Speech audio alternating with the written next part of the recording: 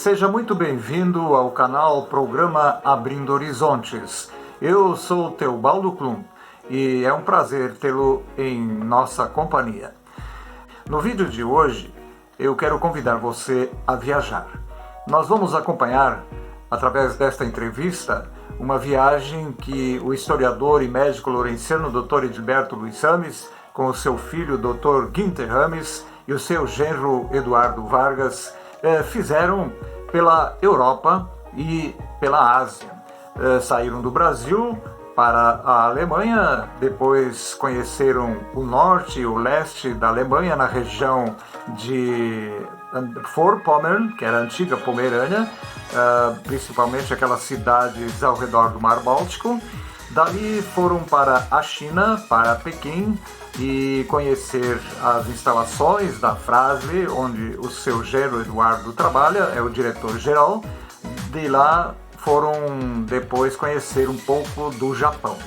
Então, se você gosta de viajar, você quer saber um pouco mais sobre essa façanha, venha conosco. Vamos conhecer mais de perto essa realização destes três personagens. Se você ainda não se inscreveu, faça isso e no final deixe o seu gostei ou não gostei. Esse é o programa Abrindo Horizontes, que vai ao ar todas as semanas, sempre das 10 ao meio-dia, por essa emissora. E como prometi para vocês, prezados ouvintes, já se encontra aqui no estúdio os nossos entrevistados de hoje, que, como é o mais conhecido, vou começar por ele, o nosso historiador, Dr. Edilberto Luiz Rames. Bom dia, Dr. Rames. Bom dia, Teobaldo, aos ouvintes da Rádio Litoral Sul, em especial ao teu programa Abrindo Horizontes, um bom dia.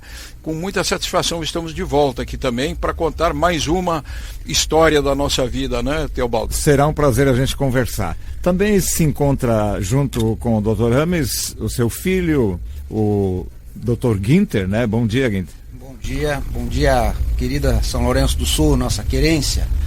É muito bom estar de volta aqui num dia frio, mas aqui sempre é bom voltar. Um beijão aí para os meus filhos, estão na escuta, e agora eles devem estar com a maior vergonha. Mas a gente tem que fazer eles passar por essa também, né? Vergonha por quê?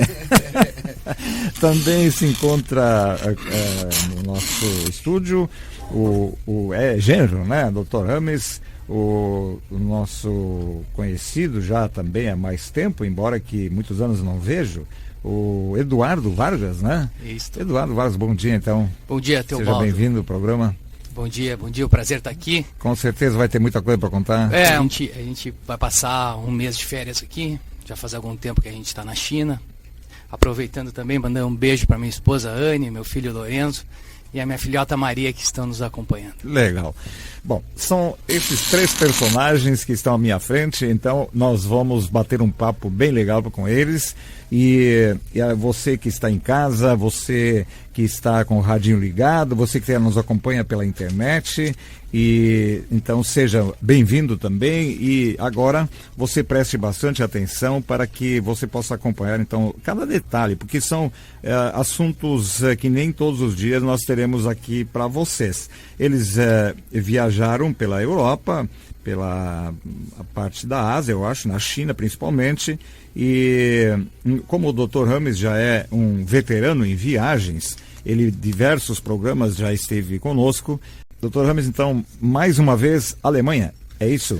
Pois pra é, começar. Eu conheci um pedaço da Alemanha que eu ainda não tinha conhecido, que eu não conhecia, que é o estado de Mecklenburg-Pomerânia Ocidental, Mecklenburg-Vorpommern. São aquelas cidades ali perto do Mar Báltico, bem no nordeste da Alemanha, né? Sim. E bem pertinho da antiga Pomerânia. Ele faz praticamente fronteira com a antiga Pomerânia, de onde vieram a maioria de nossos imigrantes para cá. Então, foi um lugar da Alemanha ainda que como eu não conhecia, e como pela primeira vez também o meu filho Günther, né, que está aqui, nos acompanhou, ele também ficou conhecendo aquela região. E uma coisa muito interessante, uma experiência nova, é que desta vez nós alugamos um automóvel na Alemanha, e eu, como já tenho uma certa idade, aí não dirigi, evidentemente, mas isso ficou com o Günther. Mas o senhor dirigiu em outras épocas, né? Não, na Alemanha dirigiu? Nunca dirigi. Eu nunca tive assim coragem de dirigir lá na Alemanha. Mas o Dr. Günther aqui, quando nós combinamos, né? Estávamos combinando a viagem, ele disse, deixa comigo. Até Führerschein. Exatamente, isso mesmo. A carteira de motorista apta. Perfeito, internacional e tal. E ele que tem essa experiência maravilhosa aí de dirigir nas estradas da Alemanha, que talvez até depois... Daqui a pouco, então, ele vai nos contar um pouco mais a sensação de dirigir na Autobahn. Perfeito. É o seguinte. Bom, mas, doutor Ames, eu gostaria que o senhor especificasse um pouquinho mais detalhadamente sobre essa região da antiga Pomerânia. Antes da Segunda Guerra Mundial, a Alemanha, né, que foi formada em 1871, ela se expandia até a cidade de Danzig, que é perto da Letônia, Lituânia, perto da Rússia, inclusive. Com a derrota na Segunda Guerra Mundial, a Alemanha perdeu talvez um terço de seus antigos territórios, né? Entre os quais a maioria da região da Pomerânia. Então, assim, cerca de 80% da antiga região da Pomerânia ficou, depois da Segunda Guerra Mundial, com a Polônia. E cerca de 20% ficou, logo depois da Segunda Guerra Mundial, com a República Democrática Alemã, a República Comunista Alemã, que eles praticamente abandonaram durante 40 anos. Sucatearam. Exatamente. Depois da reunificação em 1989, aí começou a reedificação dessa parte que era dos comunistas e que começaram então a recuperar. Era um verdadeiro canteiro de obras e hoje está completamente recuperado e ainda se vê muitas construções, muitas reconstruções, né? Uma pergunta curiosa, desculpe interromper, mas se fala ainda esse dialeto pomerano, o senhor notou? Chegou nesta parte, sim, nessa parte que sobrou, esses 20% ainda que sobrou e que passou para a antiga República Democrática Alemã e hoje faz parte do estado de Mecklenburg-Vorpommern. For significa antes da Pomerânia, né? Ou em português Pomerânia Ocidental, ainda se fala muito pouco dialeto alemão. Praticamente não existe mais. Mas eu vi no fundo da pousada onde nós ficamos, em uma cidadezinha do interior lá, a antiga bandeira da Pomerânia içada nessa cidadezinha. Então eles não esquecem que pertenceram à Pomerânia, né? Isso foi uma decisão política dos vencedores da Segunda Guerra e que tiraram da antiga Alemanha enormes territórios, né? Mas se fala ainda pouco em casa ainda, nessa Alemanha, nessa Pomerânia Ocidental que ainda resta o pomerano, o dialeto pomerano. Do outro pomerano. lado, no caso, não tem mais porque é nada, polonês, né? Nada, tudo foi varrido, tudo que era alemão, pomerano foi varrido Uma do curiosidade, a cidade de Stettin, que era a capital da antiga Pomerânia, né? O senhor já conheceu ou conheceu essa vez? Nunca teve lá? Eu nunca tive muita vontade de ir para o lado dos poloneses, até porque é mais difícil de comunicação, né? A gente imagina, hoje eles não dão muita bola assim para pessoas que não falam o dialeto deles lá, né? E meio rejeitam o alemão, né? Claro. Então eu não fui naquele lado, mas estive muito perto. Nós tivemos ali, o Günther dirigindo, nós tivemos nas praias do Mar Báltico a questão de poucos metros da fronteira com a Polônia, que é uma linda praia, fria por sinal, quando nós estivemos lá estava muito fria também. Albeck é o nome, fica bem pertinho, a questão de poucos metros, talvez poucos quilômetros aí da fronteira com a Pomerânia. Qual foi assim a impressão que mais lhe marcou então nessa visita naquele local? Porque com certeza o senhor não conhecia, né? Primeira Sim, vez que foi. exato. É muito bonito, não é? Todas as cidadezinhas são perto do mar ou perto de rios que vão desembocar no Mar Báltico, ali perto de lagoas. É muito profícua essa região em lagoas, né? Então nós tivemos em cidadezinhas pequenas, como Lassan, por exemplo, foi uma cidade que eu não sabia que existia. Mais ou menos como o senhor imaginou, o senhor imaginava aquela região que fosse assim? Olha, até me surpreendeu porque... O historiador normalmente vê de uma forma diferente. Né? Perfeito, não, mas me surpreendeu favoravelmente. Sim. Porque eu não imaginava que estivesse tão recuperado, né? São portos, são iates, clubes que tem ali também. O pessoal viaja muito ali pela Alemanha, o pessoal curte muito a vida, principalmente depois da aposentadoria, né? Muito interessante. Nós tivemos primeiro em Berlim, e de Berlim nós fomos a essas cidadezinhas praticamente ao lado do Mar Báltico, que é aquele mar que fica lá no nordeste da Alemanha. Sim. Então, quer dizer que dentro da Alemanha, centro-sul, o senhor dessa vez não visitou? Não fomos. Não fomos. fomos. Já conhece também. Né? Nós fizemos a volta toda, nós estivemos em Berlim, na cidade Greifswald, que é uma das maiores cidades dessa Pomerânia Ocidental, onde existe o Pommersches Landesmuseum, onde eu deixei 2 de meus livros lá. Eu entrei em contato com o diretor do museu antes de viajar e perguntei se eles teriam interesse em ter um livro escrito em português, né? Que contava a história de pomeranos que vieram aqui para o sul do Brasil. E ele disse, mas temos todo o prazer em recebê-lo. E aí estava junto a Yara, minha esposa, o Günther, filho, e fizemos essa entrega lá em Greifswald. Depois nós fomos a Wolgast. Wolgast é uma lindíssima cidade ao lado de Lagoas, ali daquela região também. Rostock, uma cidade linda, perto do Mar Báltico, né? Outra, Wismar, que fica entre essa cidade Rostock e Schwerin. Uma coisa interessante, Rostock e Schwerin disputaram, depois dessa reunificação alemã de 1989, disputaram a capital desse estado de Mecklenburg-Pomerânia Ocidental. E ganhou Schwerin. Rostock ficou muito magoada, o povo de Rostock, por ter sido rejeitado, na exatamente, verdade, né? Exatamente. Muito interessante. Depois daí de Schwerin, nós fomos até Hamburgo, onde pegamos um trem de alta velocidade, lá o trem bala, e fomos até Frankfurt, de onde nós fomos então para Xangai, para a China. Então foi da partida da Alemanha para a China, para Xangai direto. Alemanha. E outra países. coisa... Mas vocês depois, claro, dentro da China, vocês viajaram bastante, né? Perfeito, tá. Perfeito. Eu tinha um sonho de viajar um dia no maior avião de passageiros do mundo. E tive a sorte de, nessa linha, entre Frankfurt e Xangai, pegar o avião que é o A380-800, 2 andares, 530 e tantos lugares pela Lufthansa.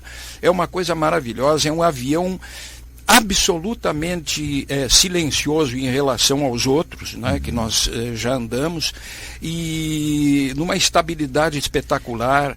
Quantas horas de voo de Frankfurt? Praticamente daqui à Europa. São 11 horas e meia e da Europa até Xangai mais 11 horas e meia. Legal. Aproximadamente 23 horas no ar, sem contar com a estada no aeroporto, que essa realmente é cansativa em qualquer lugar. Tá, então só para concluir esse bloco, a sua participação, qual foi a sua impressão, então, da China, aquilo que o senhor viu, resumindo? A China é outro mundo, é o futuro no presente, né? Tudo aquilo que a gente imagina para o nosso bem-estar existe lá, tudo. Um exemplo, na casa do meu genro ali, eu me sentei e o vaso da patente ali, como a gente diz, o vaso do assento sanitário ali, estava quente, quentinho. Então, tu tens esguicho para cá, esguicho para lá, que tu não enxerga, uma coisa muito interessante. De repente aparecem as coisas. Exato, tu vai olhar para o esguicho, não existe, porque ele sai debaixo do assento, é uma coisa estranha. O vaso que a gente senta aqui, por exemplo, no frio, aqui no inverno, não existe. Então tudo aquilo que a gente imagina para o bem-estar das pessoas existe na China por um preço relativamente barato. Sim. Muito bem, o Dr. Rames já falou a introdução, depois a gente volta para algum assunto. Agora eu gostaria de conversar com o Günther, o microfone já está a postos aí. Günther então disse, o Dr. Rames disse então que o Günther foi o motorista, então como é que foi essa impressão de poder dirigir numa Autobahn? Primeiro imagina a sensação de estar num país que é fabricante de cerveja por excelência e não poder dirigir, né? Ser o motorista da rodada sempre. Que complica. Mas essa parte passou também. É muito interessante. Eu vou, antes de falar sobre a experiência automotiva, só retomar um detalhezinho sobre a Pomerânia que, para quem nunca foi e para quem não é historiador, e para quem não... Eu estudei, evidentemente, sim, as cidades, como turista. Como turista, mas eu estudei as cidades onde a gente foi, caminhos, estradas, enfim, metrôs. Eu tinha mais ou menos um plano já para a gente se movimentar lá dentro da Alemanha. Mas como turista, a sensação que dá assim, a gente constata chegando lá é que esses lugares onde nós tivemos são lugares turísticos para eles também. São os lugares onde eles passam férias, onde tem atrações de natureza, campos, campings, muitas praias. Algumas dessas cidades são praias com poder aquisitivo mais alto para os próprios alemães. Então a gente começa a ver as diferenças de lugares, as pessoas que frequentam, os carros, mesmo dentro da Alemanha, que é um lugar de poder aquisitivo em média alto, nesses lugares a gente vê que é diferenciado. São pessoas que estão ali fazendo seu turismo um nível um pouco mais elevado. Sim, sim. E o turismo de natureza. Eles valorizam muito a natureza. Tem muitos folders nas pousadas, nos lugares que a gente teve, tem muitos folders sobre turismo de natureza, sobre essas práticas alternativas, de massagens, enfim. A gente vê muito isso nessa região é que chama a atenção. Tem muitas praias, muitos rios e muita área verde. Legal. Então o pessoal faz esse turismo. Só para retomar um pouquinho Não, é importante isso aí. Essa impressão a gente não tem muito assim. Sim. A gente pensa muito na Alemanha como casinhas bonitinhas né, lugares muito arrumados e cidades modernas. E nessa região tem esse detalhe, né? São cidades. Você, Günther, foi a primeira vez para a Alemanha? Sim, primeira vez que eu saí das Américas. Tá, então uma pergunta que eu gosto de fazer para a maioria das pessoas que vai pela primeira vez. A impressão que tu teve ao chegar na Alemanha, vamos dizer, não sei qual é a cidade que vocês tiveram mais tempo, mas andando pelas ruas, conhecendo o comércio, as pessoas, qual foi a impressão? É aquilo que tu imaginava? É diferente? A Alemanha tem uma mística, mesmo para as pessoas que nunca estiveram lá, ela tem uma mística de ser um lugar limpo, organizado e onde tudo funciona. Sim. E isso é absolutamente verdade. Essa é a primeira impressão. Então, sim, tudo que se diz a respeito disso é verdadeiro. A Alemanha, exceto por um marco um euro que nós acabamos perdendo no aeroporto porque o carrinho não saiu, o resto todo, eu estou fazendo uma brincadeira, talvez até nós não tivéssemos a habilidade de ter tirado do lugar porque tinha algum detalhezinho ali. Tudo funciona, tudo, e tudo é limpo e tudo é organizado. A logística também é muito... Então isso é o que chama atenção e é uma lição para nós. Sim. Em relação a, não sei se você observou também em relação aos refugiados, essa abertura, né, para tantos povos diferentes, chamou atenção também? Muito. Eles têm um discurso, uma conversa que quando a gente começa a conversar com as pessoas no restaurante, no hotel, e eles entram nesse assunto, eles têm uma certa resistência. Sim. Os alemães.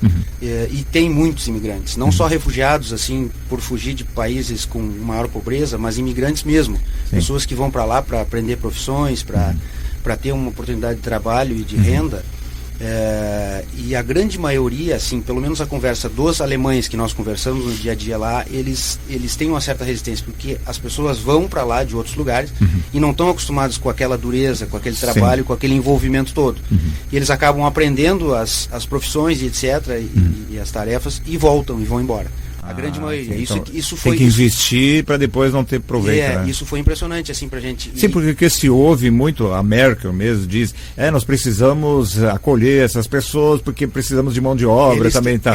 Mas na verdade não é o que acontece. O pessoal vai lá para se especializar e acabam volta. indo embora porque a carga de trabalho, o envolvimento que precisa ter como profissional é muito grande. E os alemães estão acostumados com isso. Sim. Os estrangeiros já não. Eles entendem que, vou para lá, eu vou trabalhar um pouquinho, vou me encostar num canto. Não existe essa possibilidade. E, por outro lado, a Alemanha realmente tem um déficit. A gente nota no dia a dia que tem um déficit realmente de empregos. É exatamente o contrário do que nós vivemos aqui. Um rapaz, só para um exemplo rápido, um rapaz do bar de um dos hotéis que nós ficamos, nos disse, olha, eu estou aqui porque eu quero estar aqui. Porque eu poderia escolher entre 20, 30 lugares para eu trabalhar, ganhando mais inclusive, mas aqui eu tenho alguma coisa a mais, e ele acaba explicando em alemão, e aí as vantagens a gente não consegue pegar porque são coisas deles. Mas não fala nada em alemão? Alguma coisa, ein bisschen, mas eu me comunicava muito mais em inglês, assim, porque hoje o inglês é universal. Para nós o inglês ele está mais na cabeça, né, de ver filmes, e a gente tem um inglês mais rápido. O alemão a gente tem que pensar muito para falar, mas falava realmente, algumas coisas a gente conseguia pedir até em alemão, não se atrapalhava tanto assim. E vai aprendendo, a necessidade obriga, né? E é impressionante realmente. Exatamente, mas é que o que vai nos dizer então é Eduardo, né, que está lá em Xangai, no meio de falar o chinês, que eu imagino que deve ser. Sim, é impossível. É quase impossível, né? Quase não, é impossível. Aliás, nem fala ainda, eu acredito que não, né? Não, eles falam. Então vamos conversar um pouquinho com o Eduardo Vargas, que é funcionário da Fras-le, que é uma empresa aqui de Caxias do Sul e que abriu filiais pelo mundo, né? E numa delas ele se encontra, que é em Xangai. Então eu gostaria que você falasse um pouquinho sobre a tua empresa, para começar a introdução. Então. A Fras-le é uma empresa do grupo Randon, então de Caxias do Sul. É uma das maiores fabricantes de material de fricção do mundo. Hoje nós estamos na posição número 3 ou número 4. Temos a nossa maior fábrica é em Caxias do Sul. Depois abrimos uma fábrica na China em 2008, na primeira oportunidade que eu morei junto à minha esposa em Xangai. Depois compramos uma fábrica nos Estados Unidos, 2 fábricas na Argentina, uma fábrica no Uruguai. A última aquisição foi uma fábrica na Índia. Certo? Além disso, a Fras-le também possui uma empresa de disco de freio chamada Fremax, adquirida há pouco tempo. Então, como eu falei, em 2008 foi a minha primeira experiência na China, onde a gente montou aquela operação. Qual é a função que você exerce na empresa? Hoje eu sou gerente geral da operação. Essa é a minha segunda oportunidade na China. Então a minha primeira ida foi em 2008, onde nós ficamos de 2008 até o final de 2010, onde eu era responsável pela área industrial. Ou seja, eu fui o primeiro brasileiro a chegar lá pela Fras-le, escolher o terreno, escolher o prédio, comprar as máquinas, contratar as pessoas e colocar a nossa operação em andamento.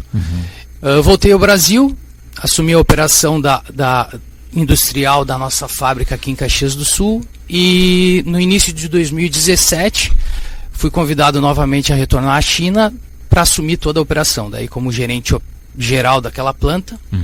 Então, hoje eu sou responsável por China e toda a região da Ásia Pacífico, onde nós temos vendas importantes.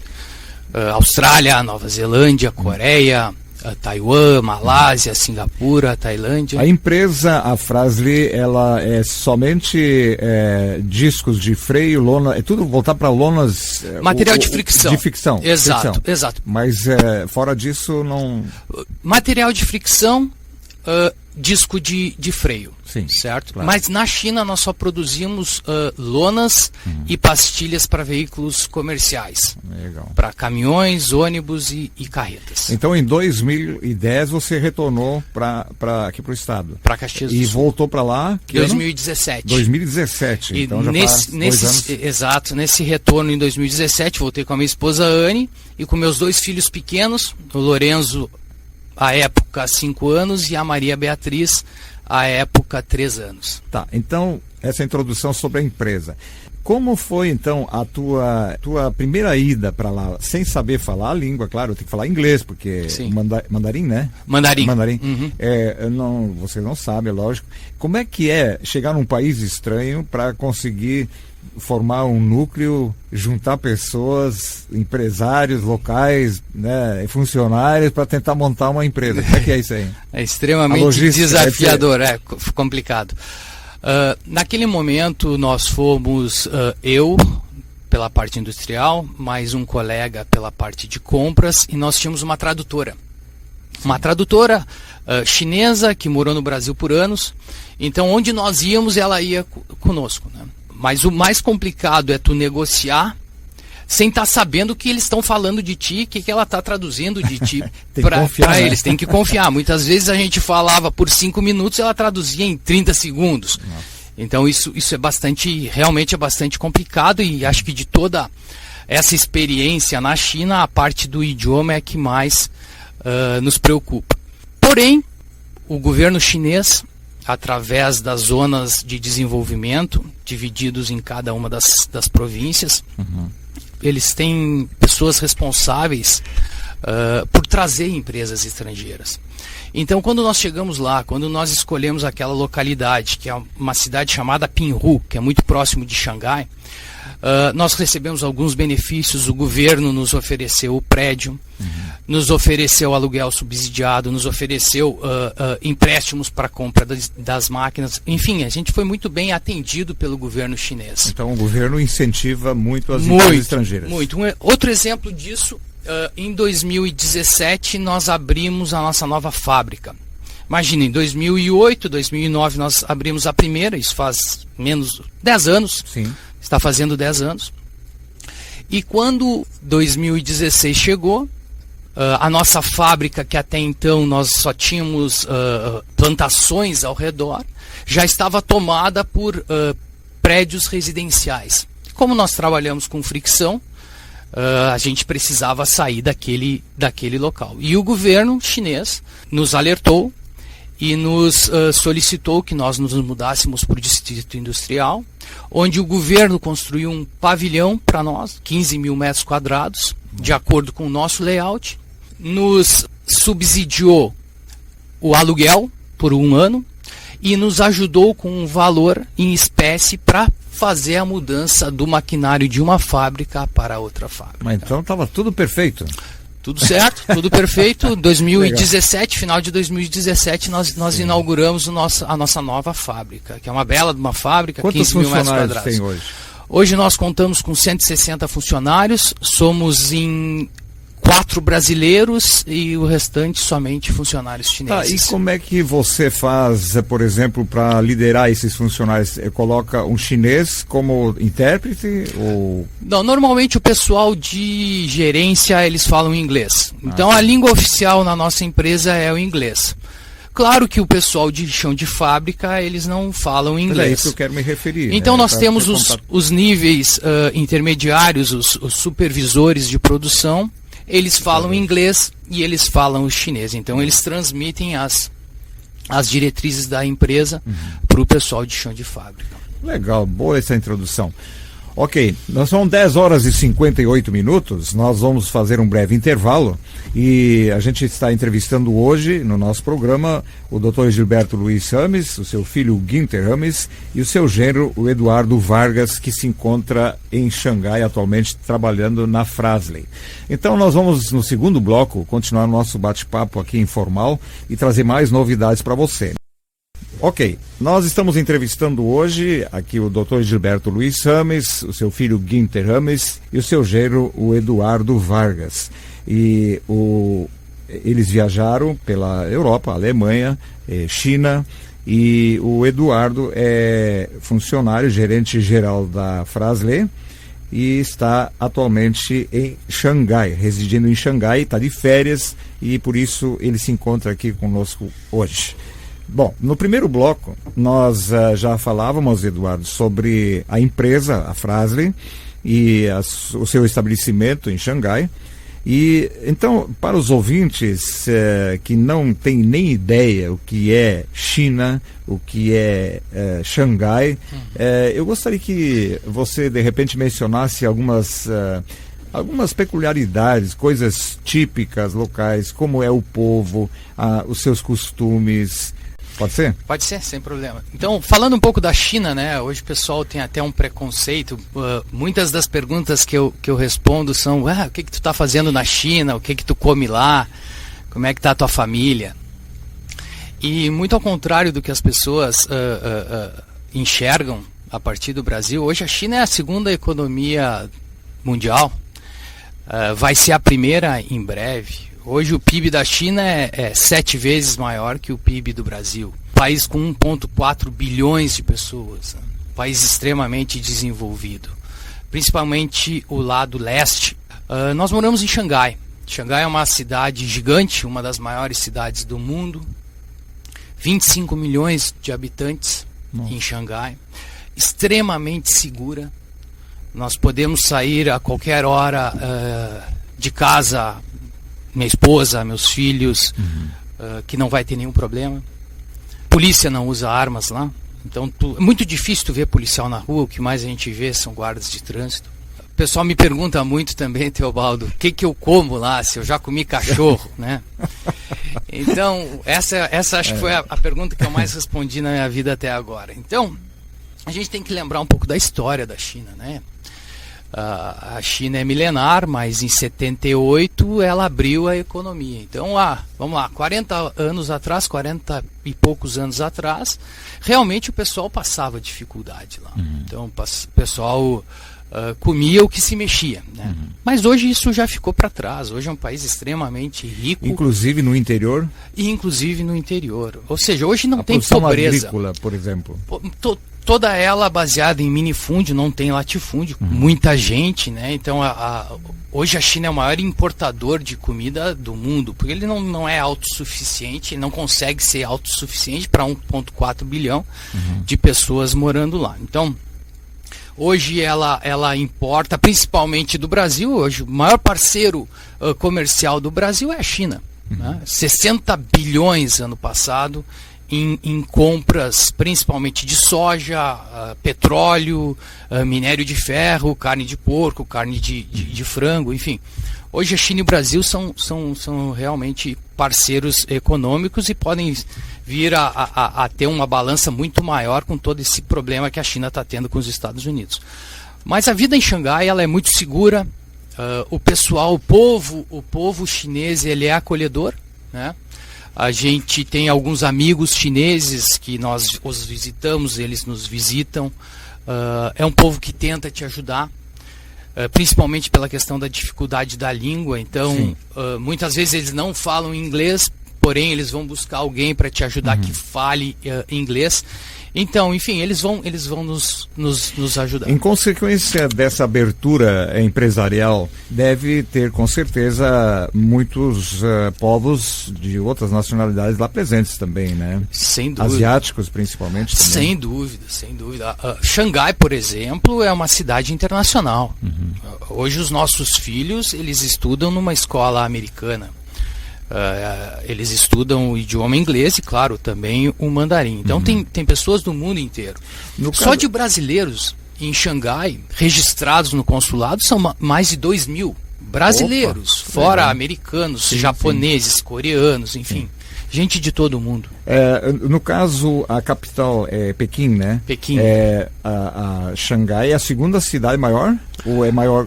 A capital é maior, né? A capital, em termos de população, ela é maior, sim. Mas a cidade de Xangai é a cidade mais rica. Então foram as primeiras cidades que foram abertas lá em 78. Beijing, Xangai, Shenzhen e Guangzhou. E muitas empresas aqui do Rio Grande do Sul, principalmente calçadistas, em anos anteriores também foram para a China para abrir negócios lá. Tens contato com alguns empresários gaúchos que estão naquela região? O pessoal do Vale dos Sinos, o pessoal que lida com couro, principalmente, eles estão baseados mais no sul da China. No sul é um outro lugar. Perto de Guangzhou, perto de Hong Kong. Nós estamos em Xangai, que é mais no centro da China. Centro mais para o leste da China, é mais ao norte. Perto do mar, né? Eu tenho os meus contatos lá na China, tem muita gente da Petrobras, muita gente da Vale, tem a própria WEG Motores, que tem fábrica e produz lá. Tem algum pessoal do Banco do Brasil, onde tem agência em Xangai. Enfim, tem vários contatos lá, mas o pessoal do calçado muito pouco. Tenho amigos que trabalham nessas empresas, principalmente em curtumes dessa região aqui do sul. Sim. Então, doutor Ames, os seus netos vão ser no futuro mais chineses que brasileiros? Ou meio divididos, né? Também. Mas na realidade é incrível, né? Essa netinha que fez 6 anos agora, nós estávamos lá no aniversário dela, agora em junho. É incrível, né? Como a facilidade que ela tem, por exemplo, em inglês. Quando ela foi para lá, não sabia absolutamente nada. Isso preocupou os pais dela, naturalmente, numa escola que só falava inglês. E ela, em pouquíssimo tempo, aprendeu inglês. E hoje ela sabe muito do mandarim também, muita coisa do mandarim, pequenininha. As crianças aprendem muito fáceis também, né? O outro, Lorenzo, também é muito vivo, ele tem 8 aninhos, né?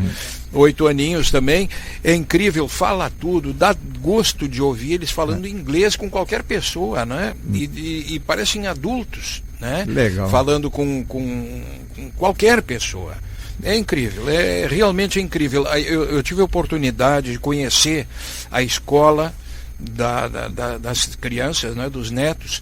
É algo impressionante, né? E é um ensino dirigido ao futuro das crianças, né? Aquilo tudo, eles mexem com a terra, eles enxergam crescer a semente, eles plantam ali a plantinha, eles enxergam todo o desenvolvimento, enfim, tudo que a gente imaginar de um ensino de primeiro mundo, eles têm lá. É impressionante. O senhor teve oportunidade de viajar pelo país, algumas cidades? Na primeira vez, nós tivemos, na primeira oportunidade lá em 2009. O senhor já esteve lá uma vez? Já estivemos, né? Quando eles estavam na primeira vez lá, nós fomos a Xi'an. Xi'an é uma cidade do interior da China, que tem aqueles guerreiros de terracota muito conhecidos no mundo inteiro, né? E é praticamente a única cidade do interior e também a capital, né? Que nós fomos também. Quer dizer, Xangai, a capital, que é Beijing, eles chamam de Beijing, nós, os de língua portuguesa, chamam de Pequim, e Xi'an também, onde estão esses guerreiros de terracota. Isso aí que eu conheci na China. Nós tivemos a oportunidade também agora de irmos ao Japão. Nós fomos a Tóquio também. Fomos a Tóquio, junto com vocês foram em grupo, com então? A filha, com o genro, com os 2 pequenos e a Yara também. Mas é muito interessante também o Japão. A gente viu as diferenças entre o japonês e o chinês. É muito interessante, muito interessante. Sim, porque a gente tem a impressão daqui, né, quem não conhece, que é tudo a mesma coisa, né? É o olho puxado, né? Exato. Em primeiro, assim, a primeira vista é igual, mas a gente vê pelos modos, pela maneira de vestir, enfim, a educação, né, é um pouco diferente. E aí, Guinter, qual foi a tua impressão? Tudo isso está confirmando? Confirmo, é exatamente isso. A impressão que a gente tem na China é de que a gente saiu da Terra e foi para Marte. O povo chinês é um povo diferente em quase todos os sentidos de nós. Eles são... Eu não gostaria de classificar assim, que isso fosse entendido como pejorativo, porque às vezes a gente pode soar como uma crítica, mas não, é a forma deles, é a maneira que eles são. Eles são aborígenes. A sensação que a gente tem é de estar entrando numa aldeia indígena, onde eles têm aqueles modos simples, eles são autênticos, eles falam uma linguagem que é impossível de compreender. O que muda são sons e detalhes nas letras e na entonação que faz a conversação deles. Então é uma sensação muito estranha de estar num lugar onde a civilização, o estilo de civilização é muito diferente do nosso. Não são atrasados, não é isso, não é? Mas é muito diferente, é muito mais, parece a linguagem mais primitiva, o tipo de comportamento do chinês ele é mais primitivo, ele entra normalmente na frente da gente na fila, como se ele estivesse caminhando no parque. Ele não está fazendo aquilo para agredir, é deles, eles são assim. Coisa peculiar dele. Peculiar. A China é muito interessante por isso. Sim, e no caso o Japão, vocês tiveram contato assim mas como turistas é meio difícil, né? Talvez o Eduardo saiba assim colocar isso um pouco melhor. Como na área empresarial ou na área de hoteleira, por exemplo. Né? Eles são voltados mais para a área turística mesmo, se dedicam mais a isso, ou é para o povo interno? O Japão eu vou ter que passar a palavra, eu não fui. Você não foi para o Japão? Não fui, eu tinha voltado já quando eles... sim, tá, então desculpa. Não, o japonês ele é mais formal que o chinês. No mundo dos negócios, até porque o Japão já está aberto há mais tempo, né? Mas eles são muito formais no mundo do negócio. O chinês ele já não é tão formal, ele já não gosta de cumprir alguns rituais de negociação, enfim. O japonês não, é um povo mais evoluído na questão de negócio. Se for comparar Xangai, que é uma cidade extremamente moderna, com Tóquio, que também é moderno, o que a gente percebe da cultura chinesa comparando com a cultura japonesa é realmente isso que o Guinter comenta. O chinês ele já é mais de pensar nele próprio. Então, se ele tiver que furar uma fila, ele vai furar. Se ele tiver que falar alto no celular, ele vai falar. Já no Japão, tu não percebe isso. No Japão, eles têm o costume de não atender telefone dentro do metrô, por exemplo. Já o chinês ele assiste vídeo dentro do metrô. Por exemplo, as filas na China não são organizadas, no Japão organizados, sempre tem uma passagem para quem tem mais quem está com pressa.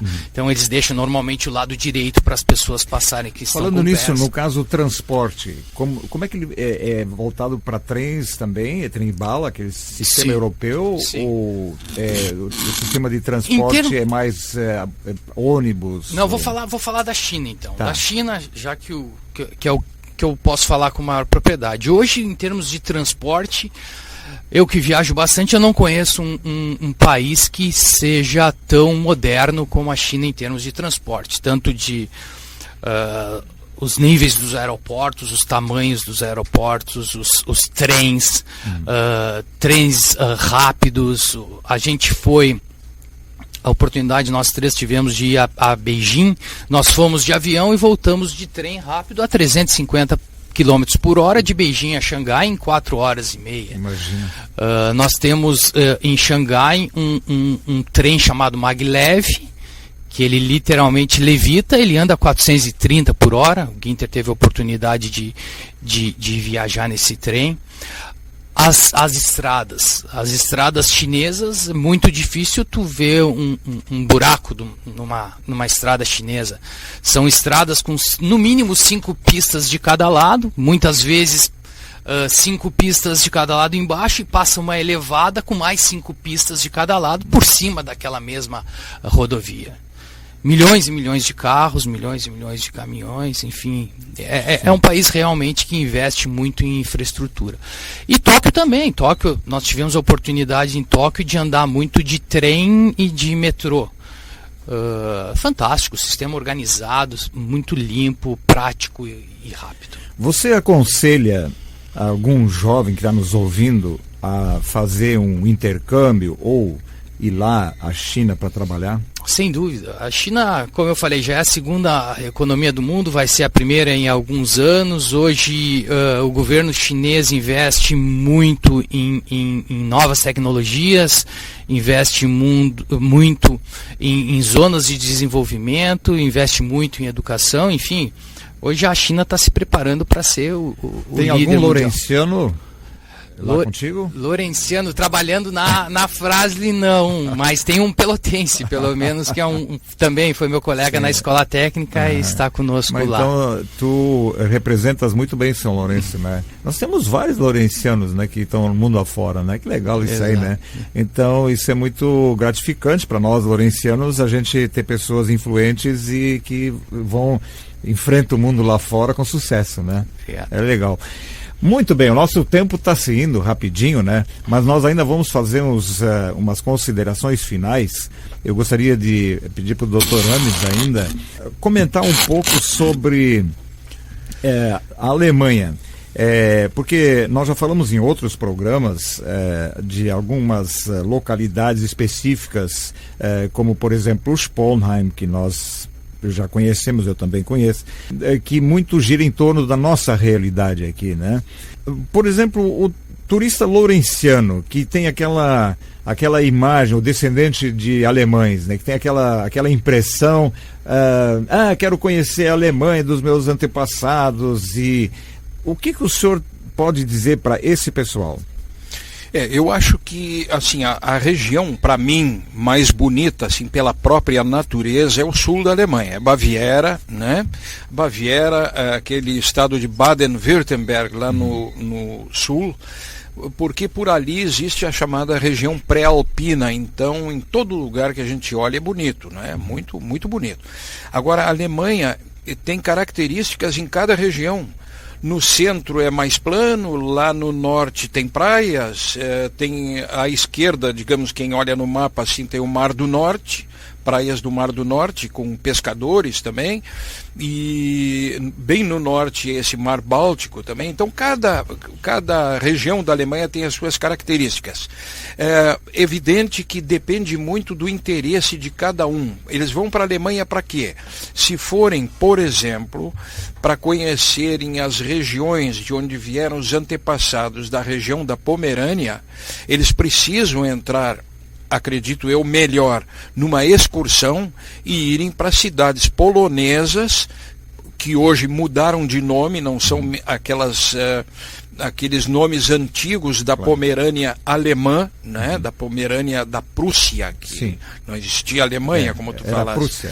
Exato. Oriental e ocidental. Então, assim, depende de cada pessoa. Eu acho que, por exemplo, embora seja uma aldeia, não é cidade, uma aldeia bem pequena, Sponheim, eu acho que tem que ir lá, porque ali nasceu o fundador da nossa colônia alemã, Com aqui, certeza. Jacob Rengens, e onde eles vão ser muito bem atendidos. Evidente que não se pode chegar de uma hora para outra, ninguém está esperando. Lógico. E na Alemanha sempre é agendado antes, olha, eu vou tal dia, a tal hora, aí o pessoal vai procurar organizar alguma coisa, geralmente é um jantar, um almoço de recepção, especialmente aos lourencianos ou aos habitantes aqui da nossa região. Com certeza. Especialmente aqueles que têm mais facilidade em falar alemão, né? E mesmo os que falam pomerano, eles teriam alguma dificuldade inicial, assim, pelo dialeto, enfim, mas imediatamente o pessoal de lá da região de Sponheim vai procurar entender e ajudar também, e acabam se entendendo. Então depende muito do interesse de cada um, o que eles querem conhecer a Alemanha. Então, para concluir, doutor Rames, nosso tempo está se indo, mas eu gostaria que o senhor fizesse uma comparação das suas tantas viagens que o senhor já fez pelo mundo, como essa agora, por exemplo, saindo da Europa para a China. O contraste é a língua, porque ambos são de países de primeiro mundo. E em primeiro mundo tudo funciona, né? É admirável. É admirável. Na China, por exemplo, é impressionante. Na Alemanha, jamais, nunca.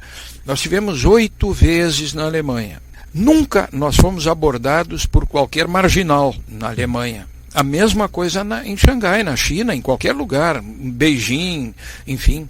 Nós precisamos entender de que o problema, a diferença, por exemplo, nossa com esse país de primeiro mundo é cultural.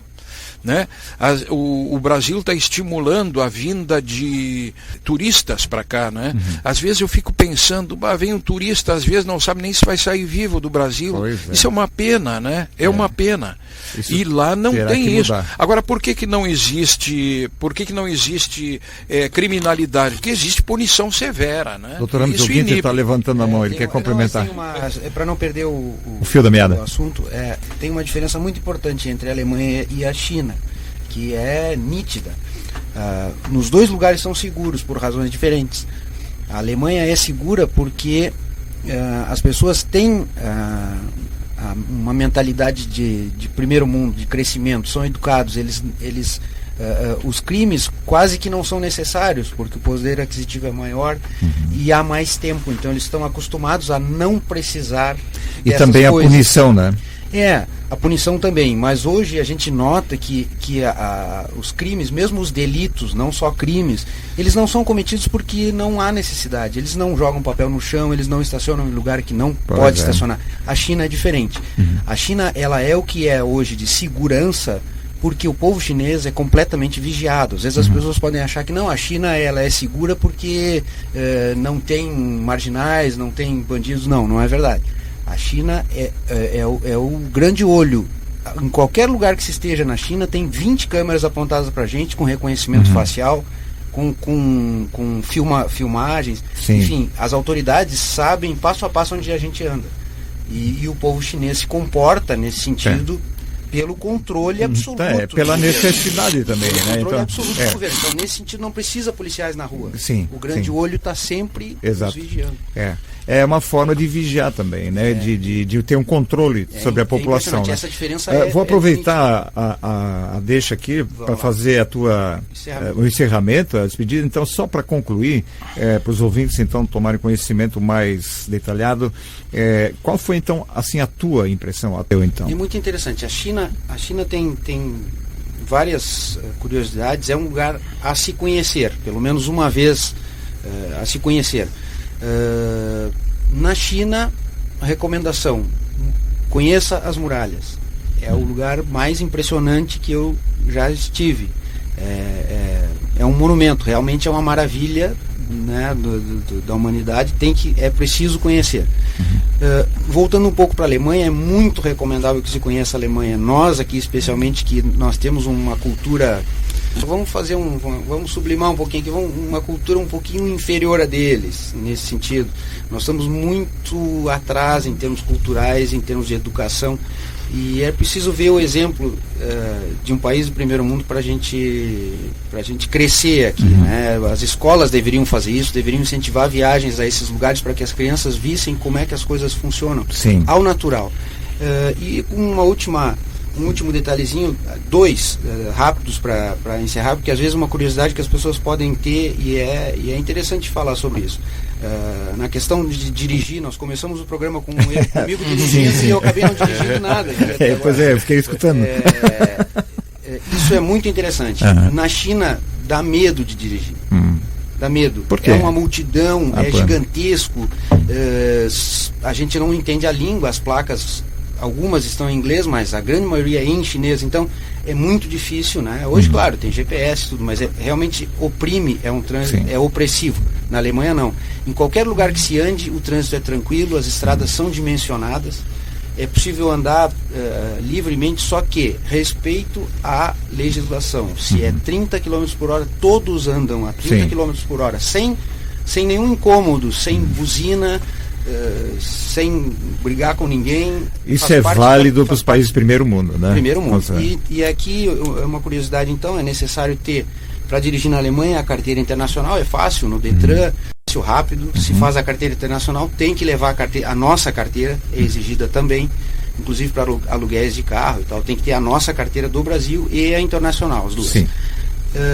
E uma última curiosidadezinha rápida é que as autobahns, aqui tem essa mística de ser velocidade livre, anda quanto quiser. Isso também não é bem verdade. Tem alguns trajetos. Não é bem verdade. O limite de velocidade nas autobahns é 130 por hora. Tanto é que os carros, quando a gente seta no piloto automático, eles vão somente a 130. Eles não passam disso. Nós andamos a 240 em autobahns. Por quê? É permitido andar. Sim. se pode andar. Quando tem segurança. Se pode andar. Agora, se ocorrer um acidente, se ocorrer alguma situação em que se envolva excesso de velocidade, é por conta de quem estava andando naquela velocidade. A velocidade indicada é 130 por hora. Isso é um mito que existe, Sim. que as autobahns têm velocidade livre. Mas que é gostoso, é. Muito.